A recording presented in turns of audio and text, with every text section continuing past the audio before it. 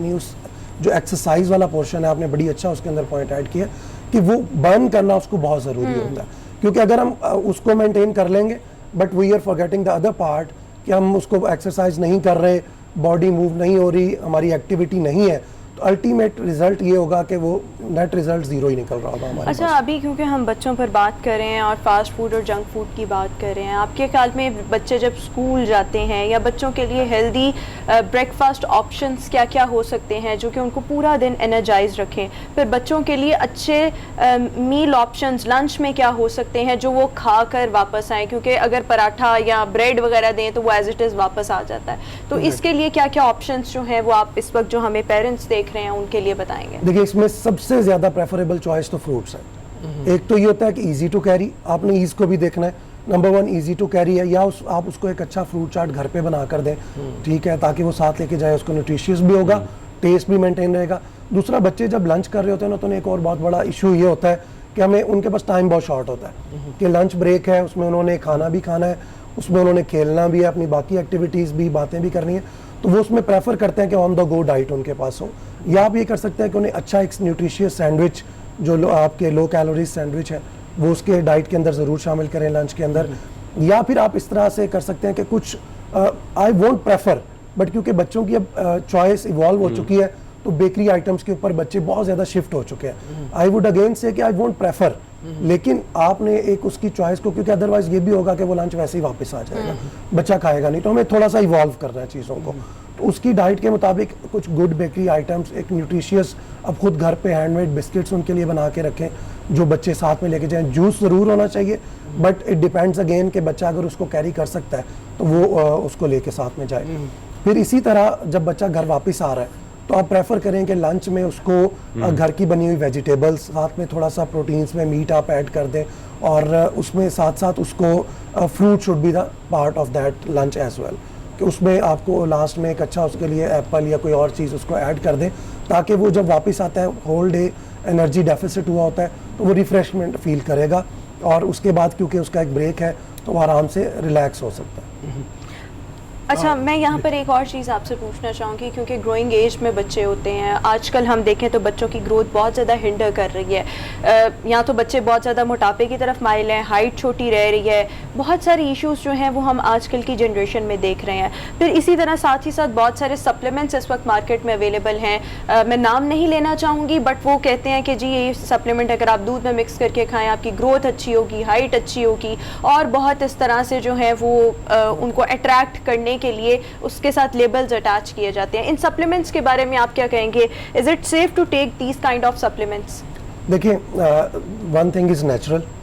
आपकी बॉडी को रिक्वायरमेंट है एक नेचुरल सारे एलिमेंट्स की, चाहे वो कार्बोहाइड्रेट्स हैं, प्रोटीन्स हैं, मिनरल्स हैं डिफरेंट, वो आपकी एक नेचुरल हेल्दी डाइट के पोर्शन से आपको मिल रहे होते हैं, जितनी एक नॉर्मल ह्यूमन बीइंग की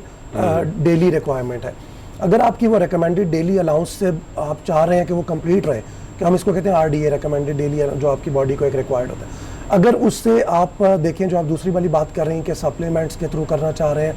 नेचुरली ये होता है कि हमारे यहाँ पे लोग उस डाइट को पूरा नहीं कर रहे होते, क्योंकि जब वो डाइट पूरी तरह से नहीं ले रहे तो वो सारे एलिमेंट्स बॉडी से मिस हो रहे होते हैं, या कहीं ना कहीं कोई ना कोई एक प्रोटीन, एक मिनरल, एक चीज़ ऐसी होती है जो बॉडी की रिक्वायरमेंट के अकॉर्डिंगली फुलफिल नहीं हो रही होती। तो प्रेफर्ड चॉइस ये है कि आप उसको उस स्पेसिफिक फ्रूट से, उस स्पेसिफिक फ्रेश जूस से, एग्स, मिल्क, इन चीज़ों से पूरा करें, बजाय इसके कि आप सप्लीमेंट्स की तरफ जाएंगे। देखिए, सप्लीमेंट्स वो चीज़ तो फुलफिल कर देंगे, but on the other and वो आपकी बॉडी को एक अननेचुरल मैकेनिज्म के थ्रू कोई ना कोई डैमेज, कोई ना कोई नुकसान भी पहुंचा सकते हैं। सब लोगों में नहीं, लेकिन देखें बच्चों में भी नेचुरली बॉडी सेल्स ग्रो कर रहे होते हैं, उनमें भी ये प्रॉब्लम हो सकता है। जी जी हमारे साहब, मैं एक और चीज़ पूछना चाहूँगा, जब भी कोई न्यूट्रिशन आता है, आती है, तो हमारे सवाल कुछ ज़्यादा इस किस्म के होते हैं कि भैया मोटा हो गया हूँ, मतलब फिटनेस के लिए क्या करना चाहिए, बच्चों का जंक फूड, इस किसी चीज़ तो बहुत अहम भी है, बात तो करनी चाहिए, लेकिन ऐसे और क्या चीज़ें हैं आप न्यूट्रिशन है, अगर आप हम देखें तो काफ़ी सारी चीज़ों पे आपकी ज़्यादा रिसर्च है, अगर हम देखें जो फ्रूट्स हैं, जो सब्जियां हैं, इसके इस्तेमाल से कौन कौन सी ऐसी सब्जियां जिसके इस्तेमाल से हम मुख्तलिफ बीमारियों से बच सकते हैं, ये चीज़ बहुत कम हम पूछते हैं, तो आपका क्या कहना है इस बारे में? देखिए हरमीत, एक्चुअली हर सब्जी का, हर फ्रूट का, हर वेजिटेबल का अगर हम स्पेसिफिकली कहेंगे वो किसी चीज़ को ट्रीट करता है तो ऐसा आई वुड से कि नहीं होता।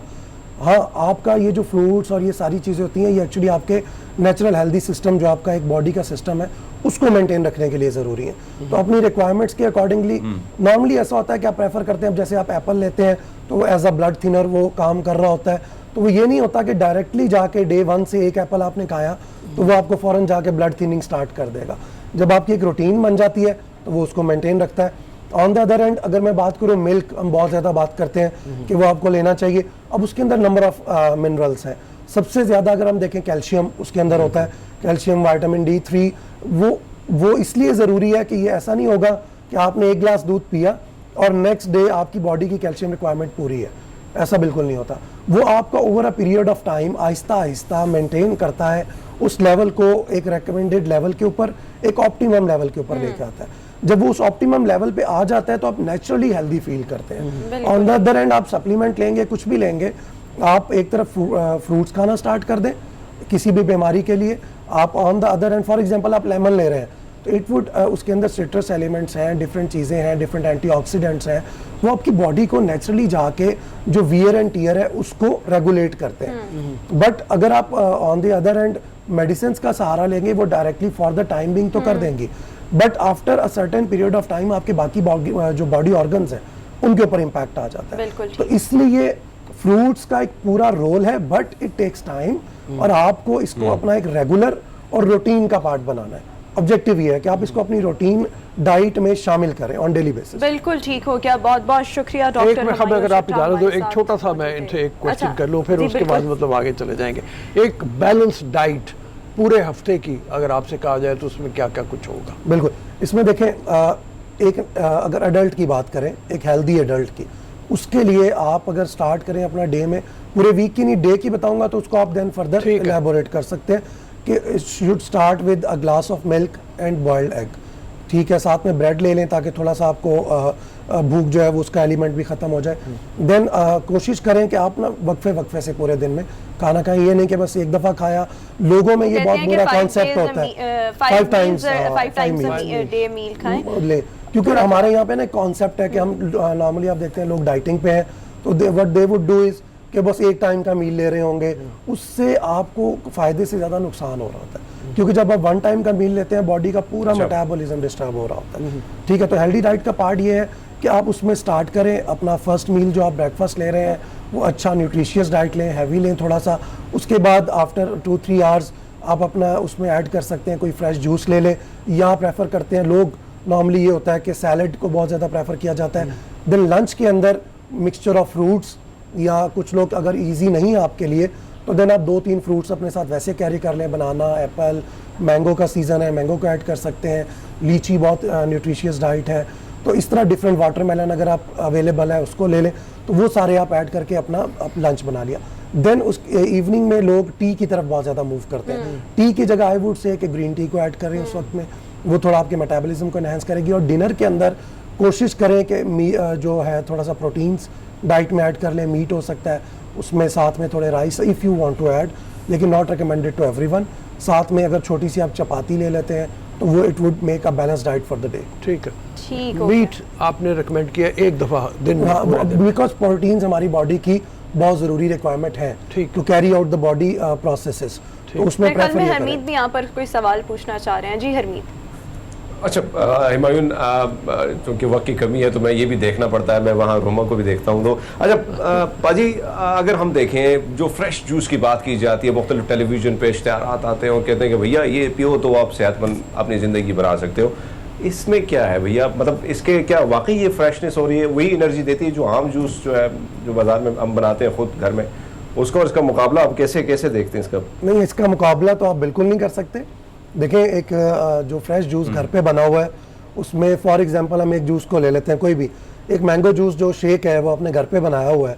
तो उसमें आपने जो मिल्क डाला है वो उसका सोर्स आपको पता है, उसके अंदर न्यूट्रिशियस वैल्यू बेहतर है, वो फ्रेश है, सबसे बड़ी चीज़। दूसरी तरफ उसमें आपने जो मैंगोज़ डाले हैं खुद आपको पता है कि उसमें कोई प्रिजर्वेटिव नहीं है, कोई उसमें एडिड केमिकल नहीं है। जबकि बाज़ार में जो दूसरे अवेलेबल ब्रांड्स होते हैं, कुछ भी जो हम मार्केट से एक जूस लेके आ रहे हैं मैंगो का, तो ऑब्वियसली उसके अंदर ना तो वो न्यूट्रिशियस वैल्यू होगी, ना ही वो टेस्ट होगा, एक वो फ्रेशनेस होगी। और वेरी इंपॉर्टेंट कि उसके अंदर जो प्रिजर्वेटिव्स हैं, एडिड केमिकल्स हैं, मल्टीपल चीज़ें हैं, शुगर्स हैं, वो सारी चीज़ें ना तो वो फ्रेशनेस देती हैं और ना ही उस तरह आपकी बॉडी को फ्रेश और करती है, मेरे ना ख्याल फील में करते हमेशा हैं। नेचुरल सोर्स की तरफ ही जाना चाहिए। अगर जूसेस भी हैं तो उसकी जगह प्रेफरेंस यही होनी चाहिए कि आप